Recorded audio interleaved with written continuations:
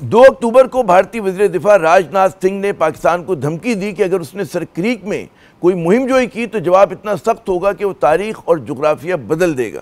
3 اکتوبر کو بھارتی army chief نے کہا کہ اگر پاکستان اسٹیٹ اسپانسرڈ دہشت گردی جاری رکھتا ہے تو دنیا کے نقشے پہ اسے اپنے لیے جگہ کا دوبارہ تعین کرنا پڑے گا۔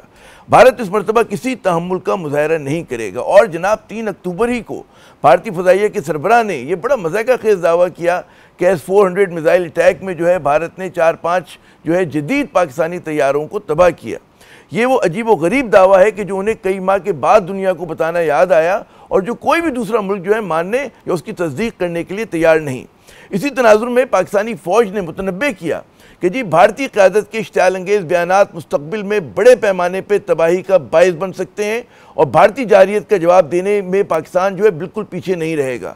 ISPR نے واضح کیا کہ پاکستانی مسلح افواج میں یہ صلاحیت اور عزم ہے کہ لڑائی کو دشمن علاقے کے ہر کونے میں لے جائے۔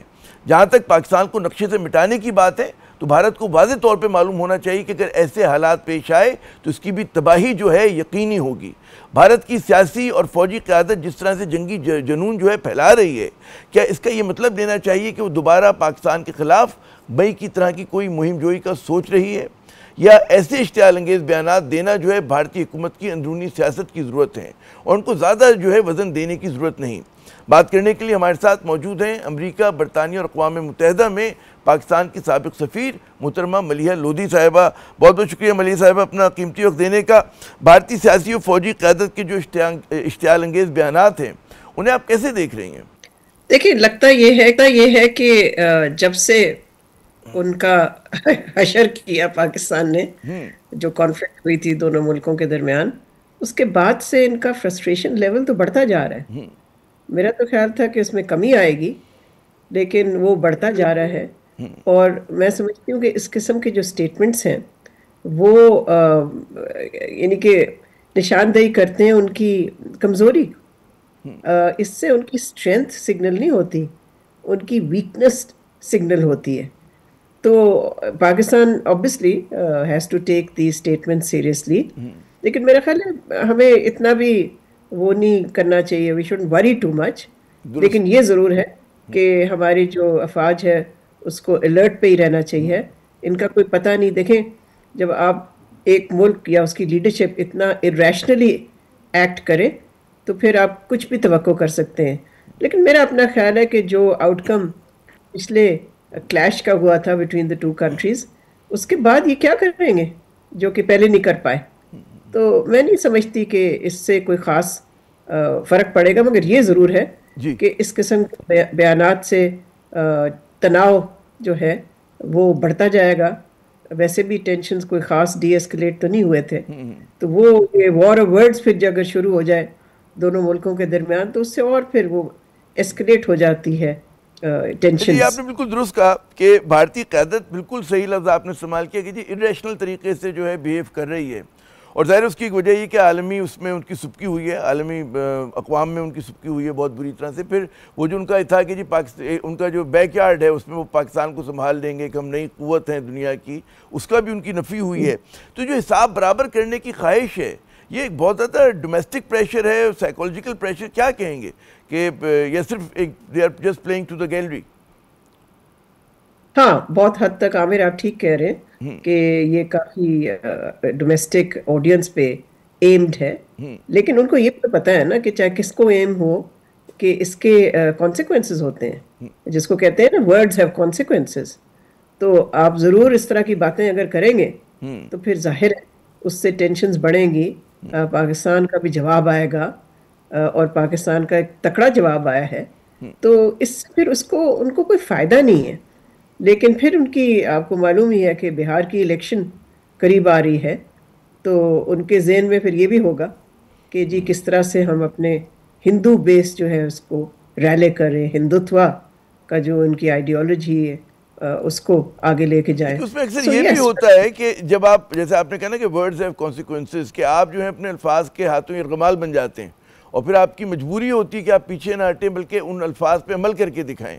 تو یہ مطلب ہے کہ بڑا بالکل درست آپ نے کہا کانسیکوینسز تو ہوتے ہیں۔ تو اس میں کس حد تک وہ کہتے ہیں they'll become hostage to their discourse، جو بھی وہ کر رہے ہیں irrationally صحیح لیکن کر تو رہے ہیں۔ جی آپ ٹھیک کہہ رہے ہیں کہ یہ ایک طرح سے اپنے آپ کو ایک ٹریپ میں ڈالنے والی بات ہے، اور پھر ان کو ظاہر ہے دکھانا پڑے گا اپنی ڈومیسٹک بیس کو کہ وہ کس طرح سے جو باتیں کر رہے ہیں اس کو عمل میں لائیں گے.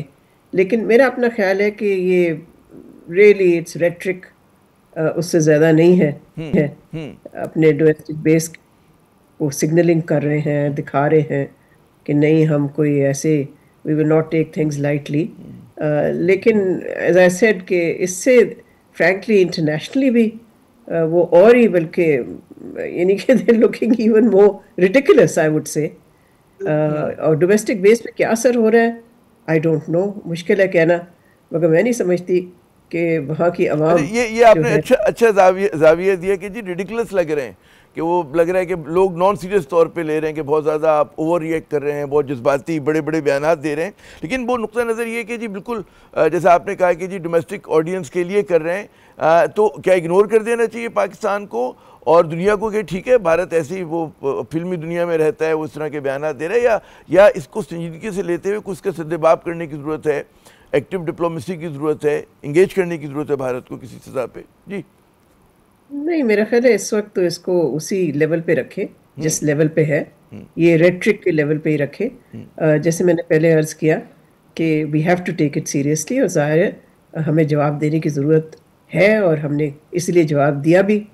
اور مضبوط لیکن ہمیں جواب دیا بالکل. ہاں ہر دفعہ بھی جواب دینے کی ضرورت نہیں، بیکاز دیکھیں جتنی زیادہ دفعہ ہم جواب دیں گے، اگر وہ روزانہ کچھ کہہ دیتے ہیں، جتنی زیادہ دفعہ ہم جواب دیں گے تو اس سے یہ بھی لگے گا کہ ہم کسی طرح سے گھبرا گئے ہیں. تو اس میں تو میں یہی کہوں گی کہ گھبرانا نہیں ہے. گھبرانا نہیں ہے. اچھا پھر جاتے جاتے مجھے یہ بتائیے کہ دنیا کے دیگر ممالک انہوں نے دیکھا جی مئی میں کانفلکٹ ہو چکا ہے، دونوں ممالک بہت مطلب ہے بڑا کہتے ہیں نا زبردست موبلائزیشن ہوئی تھی، سب سے بڑی ایک مطلب ایئر فورس کا ایک وہ آپ نے دیکھا تھا کلیش ورلڈ وار 2 کے بعد. تو وہاں سے کوئی رد عمل نہیں آیا. ٹھیک ہے اقوام متحدہ کی طرف سے ایک آدھ بیان آ گیا کہ ریسٹرین کا مظاہرہ کریں، لیکن جو فکر ہونی چاہیے کہ جی ایک نیوکلیئر فلیش پوائنٹ ہے ساؤتھ ایشیا، اور یہاں پہ جیسا کہ آپ نے بالکل درست کہا کہ ریشنل قیادت ہے جو پرووک کر رہی ہے، جس کے جارحانہ عزائم ہے، تو کیوں دنیا سنجیدگی سے کیوں نہیں لے رہی بھارت کو؟ نہیں، میرا خیال ہے لیا انہوں نے سنجیدگی سے، ہاں مگر میرا خیال ہے دو چیزیں اور بھی ہمیں سامنے رکھنی چاہیے. ایک تو یہ کہ انٹرنیشنل لیول پہ بہت سارے کمپیٹنگ ایشوز ہیں. جب ایک دفعہ یہ کرائسس ڈیفیوز ہو گئی تو اس کے بعد پھر ظاہر ہے انٹرنیشنل فوکس جو ہے وہ غازہ کی طرف چلا گیا، اور پھر یوکرین کی طرف تو ویسے ہی ہے مغربی ممالک کی طرف سے. تو اس وقت بہت کمپیٹنگ ایشوز ہیں، اور جیسے میں نے کہا کہ اگر آپ کی ایک کرائسس ختم ہو گئی ہے تو پھر فوکس ہونے کی میرا خیال ہے خاص ضرورت نہیں پیش آئی. اور پھر آپ پاکستان کی طرف سے بھی دیکھیں کہ پاکستان نے کوئی اس طرح سے it didn't try to play up, جو کرنا تھا پاکستان نے وہ اپنے ایکشن سے دکھا دیا. سو پاکستان کو ضرورت نہیں پیش آئی وہ جا کے ہر جگہ یعنی کہ اپنے کیمپین کرتے، بیکاز اس کیمپین کی ضرورت ہی نہیں تھی جب سب نے دیکھ لیا کہ اس کا out action speak louder than words. ہم نے سلطان راہی والی ہمیں بڑکے مارنے کی ضرورت نہیں ہے، ہمیں جو کرنا تھا ہم نے تحمل کے ساتھ کر دیا. بہت بہت شکریہ ملیحہ لودھی صاحبہ، آپ نے اپنا قیمتی وقت دیا. ناظرین آپ نے گفتگو سنی، بھارت کی طرف سے گیدڑ بھپکیاں جاری ہیں، تو اس کا بالکل انہوں نے صحیح کہا کہ ریسٹرین کا مظاہرہ کرنا چاہیے، لیکن ہر وقت تیار رہنا چاہیے کہ جو ہماری فوج بالکل ہے